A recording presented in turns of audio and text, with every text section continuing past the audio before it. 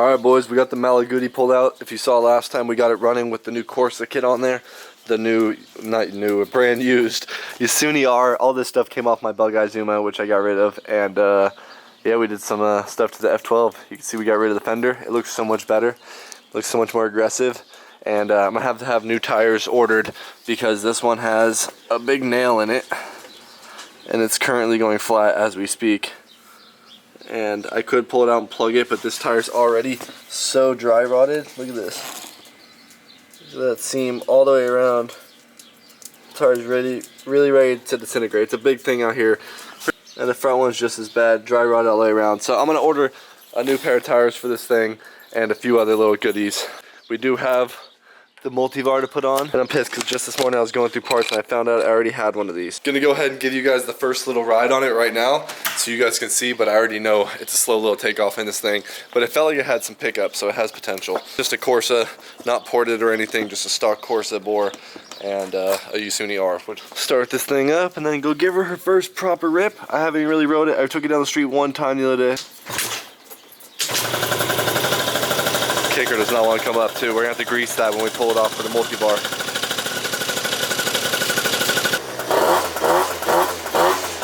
Feels good though.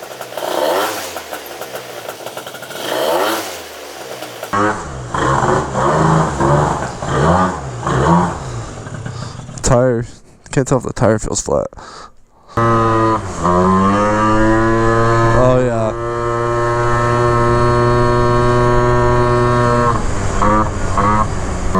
Oh man, she's breaking up bad right now.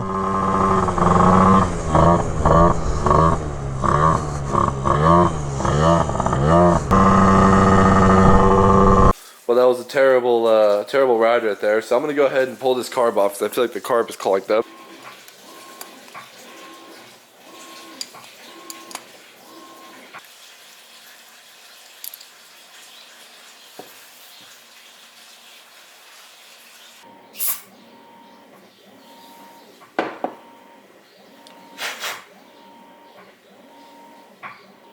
Carb looked great. I didn't see anything.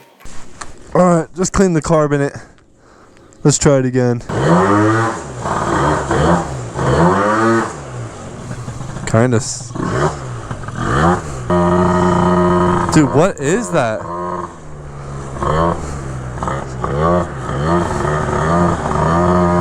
I don't know what the issue is with this thing, but at the end of Skylar riding the bug eye that day when he rode it, he was having this same issue. I thought for sure the cylinder was done. It almost seems like a carb issue, but I just don't see anything on the carb what could be an issue. It would be unlikely to be the reeds or anything because we had different reeds in the bug eye and it was doing the same thing. So once it gets hot, it's doing it. But like if you start it right now,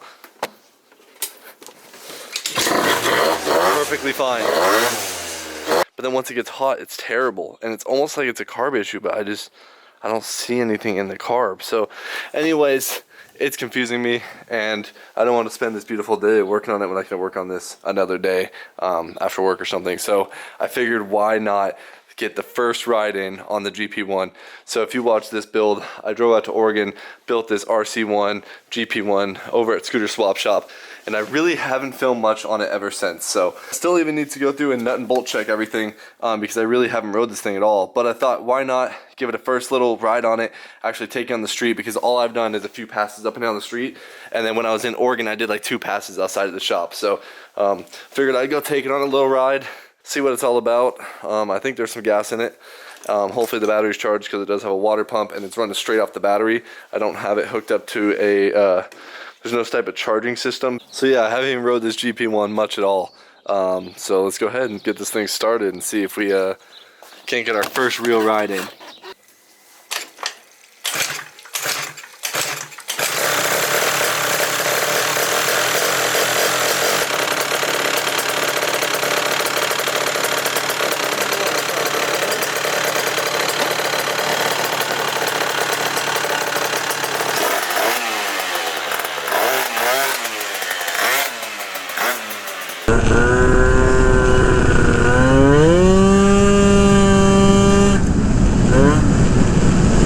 Everything on this bike rattles. I think it hits the motor mount, honestly, because it's like really rough.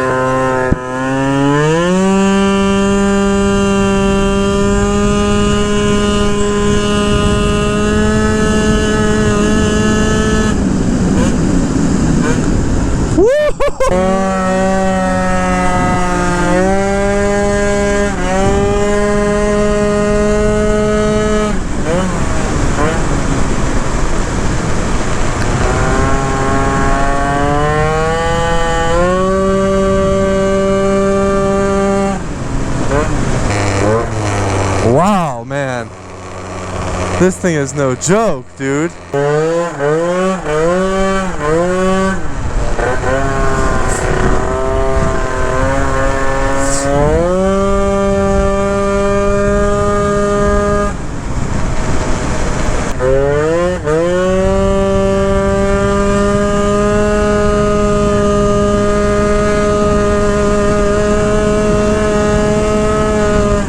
Wow, dude.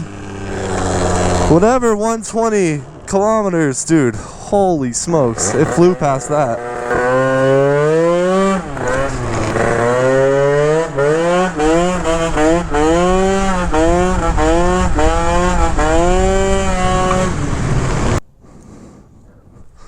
This is gonna be hilarious.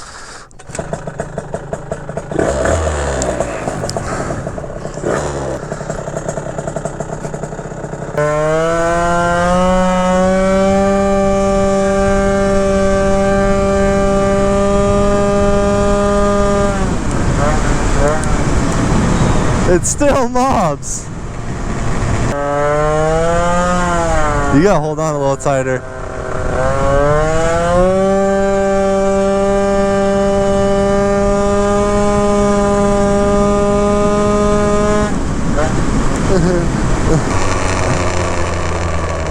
Wow, the brakes suck with two people though. Holy smokes. That was fast for two people. Holy smokes. How's it feel? That's so fast.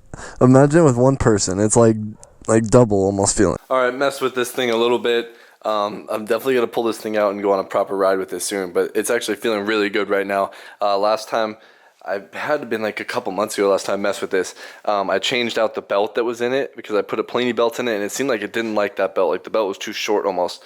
So I put back in the belt I got with the motor and it liked it a lot more. But glad I got to do a few little runs on that thing. And now we're just going to do some little maintenances and stuff because I have to do a lot of random little things and there's not much project-wise. Although the Malagoody is kind of interesting because I'm wondering what's going on with that. But I don't know, that carb might have been giving us, there might be something with that carb giving us issues. I'm going to go ahead and change out this shield that's on my pre-bug here because this is the GP1 front brake on there and it obviously didn't fit in the shroud. So the previous owner cut this or broke it. Looks like he actually cut it roughly out. So we're going to take these gauges off, remount the gauges, which I might put in a different location now so they're not stuck to here. I don't know, we'll see how I'm feeling when we get there. Got all the glue and got the temp gauges off, or temp and tack. Gonna pull this thing off now, and then we got our new one here. So right on there, as you can see, it's got the full piece, and we got to swap the brake out also. So we got an OEM pre-bug front disc brake right here. Seen better days, but I'll probably clean it up a little bit right now. Alright, front brake's on there, the line's in. Now I just need to plug in the Zuma headset complete. Looks so much better. It took forever to bleed this brake. I was honestly scared that it was actually messed up on the master cylinder. But got the brakes bled. New gauge mount situation right there. Not sure how I feel about it. I have my blue and white Zuma down here. This one had it mounted on the cluster, which I didn't like at all because it kind of looked ugly on the cluster. But I kind of think that's the only option I have really. But this looks so much better having it complete now. Hidden in there. You guys want to see something sad to end the video? Not too bad up here, but back here, as you can see by these scratches, freaking exposure all the way up. See all those scratches down the side, missing blinker, The pipe is scratched right there. Can't even see it. Pipe is all scratched right there on the end. The homie dropped my scooter. He looped it literally right after I put the brand new shroud on. Thank God didn't mess up the shroud too bad. Just scratched it here, scratched it in a few little spots. But looped the scooter, broke the mirror off, and yeah, luckily she survived. She didn't get too hurt, but she definitely ripped the blinker right off and kind of dented in the pipe and broke the plastics a little bit. But that's okay. Got a JDM tail coming in on the way for this, so I'm going to show you guys how to trim your fairing and do all that with the JDM tail light on the Yamaha Zuma. Got a few things in the works right now. Got a bunch of parts on the way right now for a few of the projects, so we got some more to come. And some more to come on the Banshee stuff too, because I'm going to do a bunch of work on this Banshee. If you didn't watch, go watch the other Banshee video. Fully restoring my Banshee pretty much as close as I can to get to OEM. Nothing too crazy, it's still a rider's bike, but definitely cleaning up this Banshee a lot and putting a lot of time in on it. So that's going to do it for this one, boys. Make sure you guys click that link in the description, leave a thumbs up, subscribe, and I'll see you guys in the next one.